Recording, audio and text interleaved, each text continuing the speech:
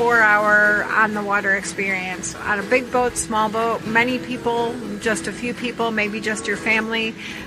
Could be anything from a flats boat, 17-foot flats boat, to a 3-story dinner boat, where we have 140 veterans on it. So it runs the gamut. We can have multiple boats. Sometimes when we work with Freedom Boat Club or we do a fishing tournament, we may have 14 boats. Or in Atlanta, we had 90 boats. Welcome to the Woman Angler and Adventurer Podcast, inspiring real women with a passion for fishing and the outdoors to go get their adventure on. Now, here's your host, coming to you from the Lance Chuck Camper Mobile Podcast Studio, Master Captain Angie Scott. Hey everyone, welcome to this week's episode of the Woman Angler and Adventurer Podcast. This week, I'm excited to introduce you to the amazing Debra Frenkel, co-founder of Freedom Waters Foundation. They do outstanding work to get people with special needs and veterans out on the water. But before we get into that, in case you haven't heard, the show is up for Best Outdoor Podcast of 2022 for the third year in a row. We took home the title the first 2 years, and now it's time to earn it back. But I need each and every one of you to help, and time is super short. If you're listening to this episode on the date that it was released, you can go cast your vote right now for the show because voting ends at midnight. I put a link to the Facebook poll in the show notes for this episode, so it couldn't be any easier. It's literally 3 clicks. Click the link, then click the link in the Facebook poll to extend the list to all 37 nominees. Find the Woman Angler and Adventurer Podcast, and then click the box next to the name of the show. That's it. You're done. And you just made a huge step to help promote the show and keep it going for years to come. Again, voting ends at midnight tonight. You can only vote once, so please also hit the share button and ask your friends to vote for the Woman Angler and Adventurer Podcast as well. Thank you, and without further ado, let's get into this week's episode with my special guest, Debra Frenkel.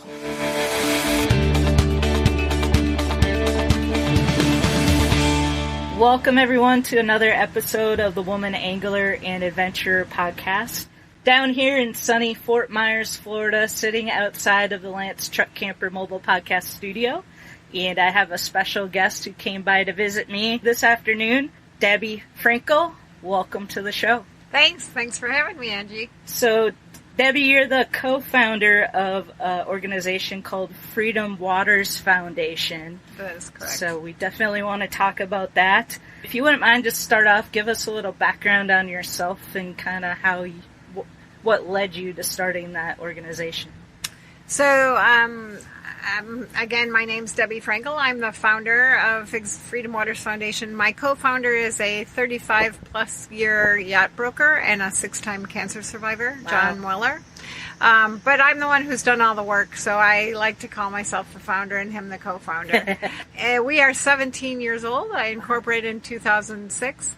Our front mission is enhancing the lives of people with special needs and veterans, and that includes people with life-threatening illnesses, youth at risk, and putting them on the water for therapeutic reasons. As we all know, who love the water, just being out in nature and on the water makes us all feel good. So Yes. That's the premise behind Freedom Waters Foundation.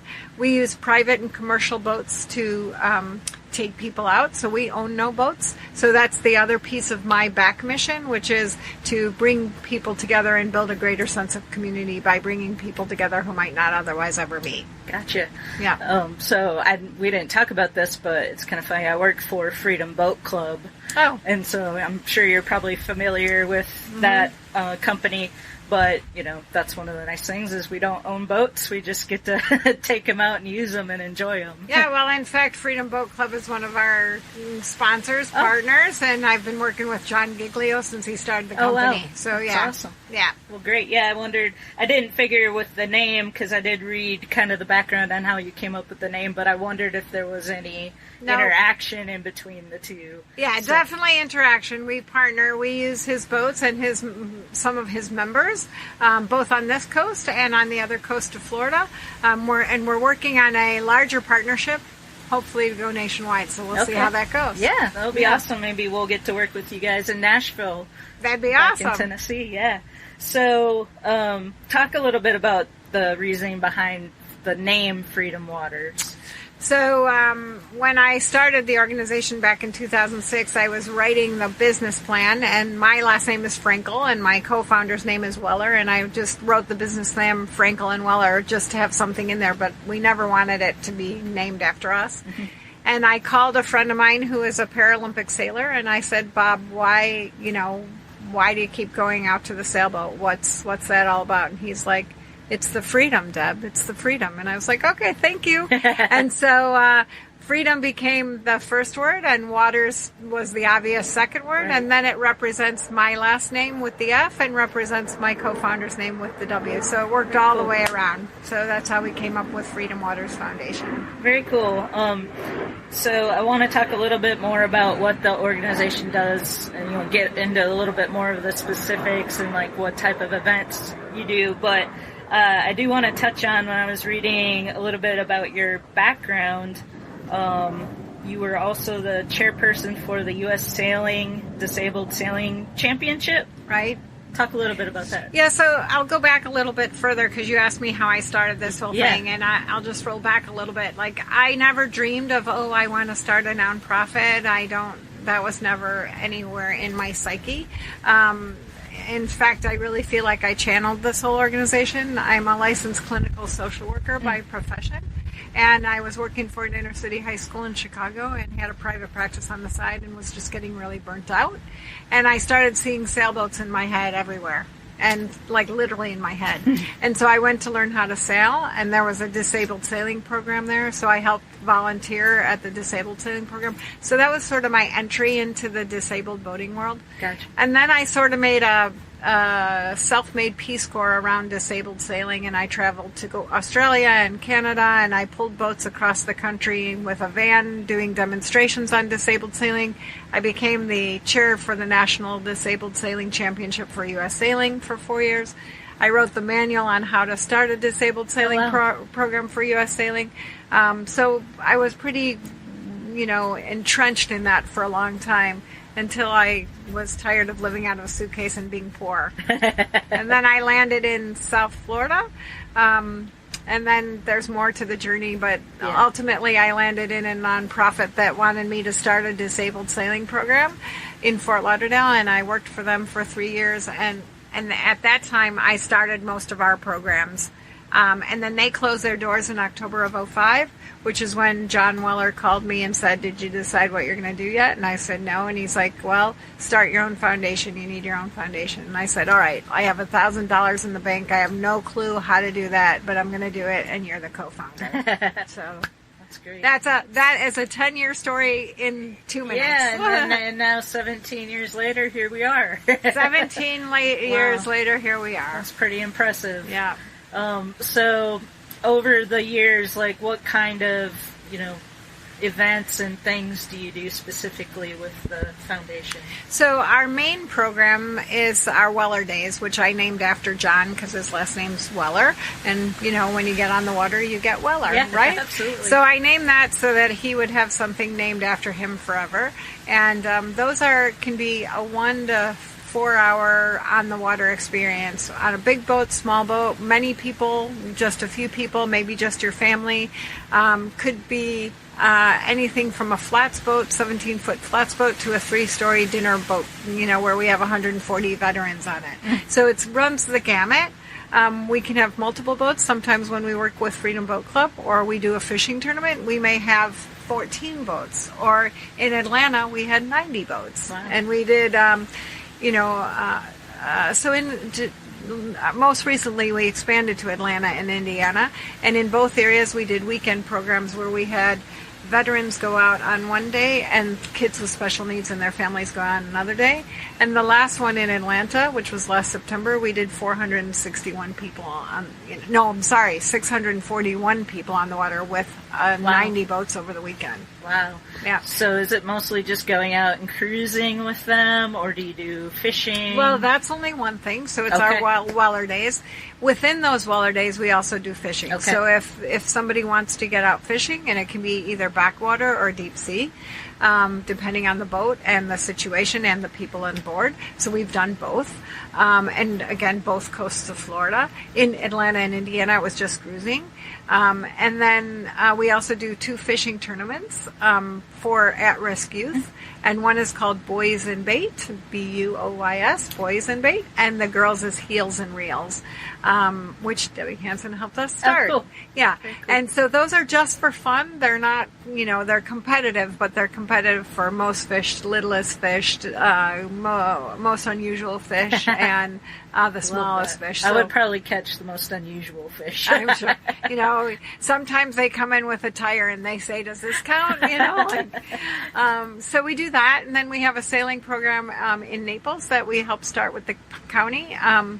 And that's for disabled people, where we teach them how to sail up to their ability. But we also do sailing on big water, too. It all depends on what boats we get and what people want to do.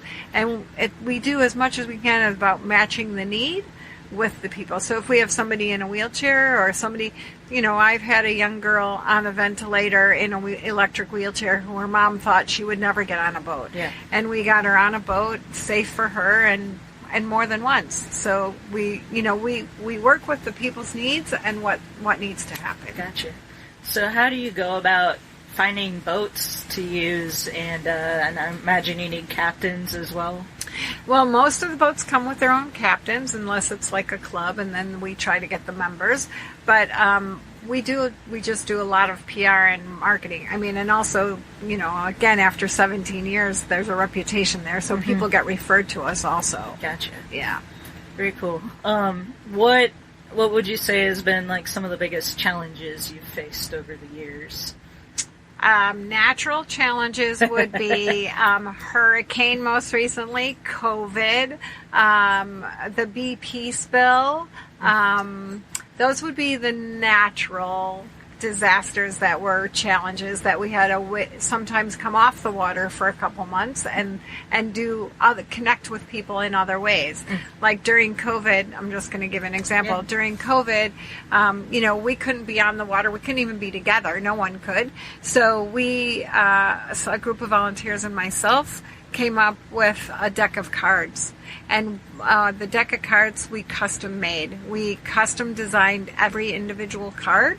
So in the cards, the clubs are all about boats. Like each card says something about boats. Each spade says something about sea life. Each diamond says something about how water is connected to humans. And each heart is a heartfelt quote from myself.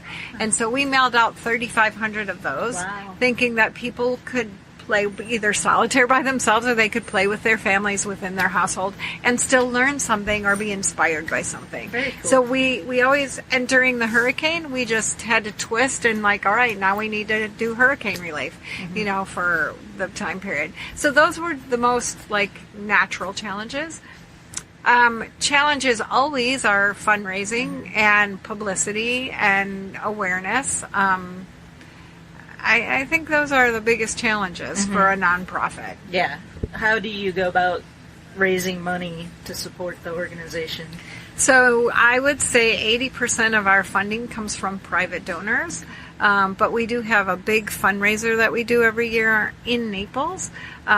We hope to grow our fundraisers to other areas as well, but the big one we do in Naples is called the Kind Mariners Ball. It's being held at February 23rd, 2023 at the Naples Sailing and Yacht Club. It's a beautiful, fun party. It's not a black tie stuffy thing. It's a really come and have a great time. And this year the theme is Anchored by Love. Okay. Very cool. Yeah. Anything you've got coming up that you want to mention, or anything we didn't cover that you feel like would be important to mention? I think if anyone's interested in coming out with us, just you can go on our website and sign up as a participant. Or if you're a boat owner in either South Florida or on either coast, or in Georgia or Indiana, which is where we are right now, or if you're a member of Freedom Boat Club, you can just go to our website and sign up. It's www.freedomwatersfoundation.org, or you can call us at 239-263-2377. Awesome, and I imagine you accept online donations if somebody just wants to support the organization? Absolutely, and I appreciate you mentioning that. Yeah, my pleasure. So I'll put a link to the website in the show notes for this episode. Make it really easy for anybody to click on, go through, check it out, read through the About page, and find out more. And if you want to support, they will definitely accept your your support. So, Debbie, thank you so much for coming out this afternoon. It's a beautiful day, and so I'm glad we were able to meet, and I'm excited to get the word out to our audience about the foundation. Thank you. Thank you so much, Angie, and best wishes to you, too, in your tournament. Thank you.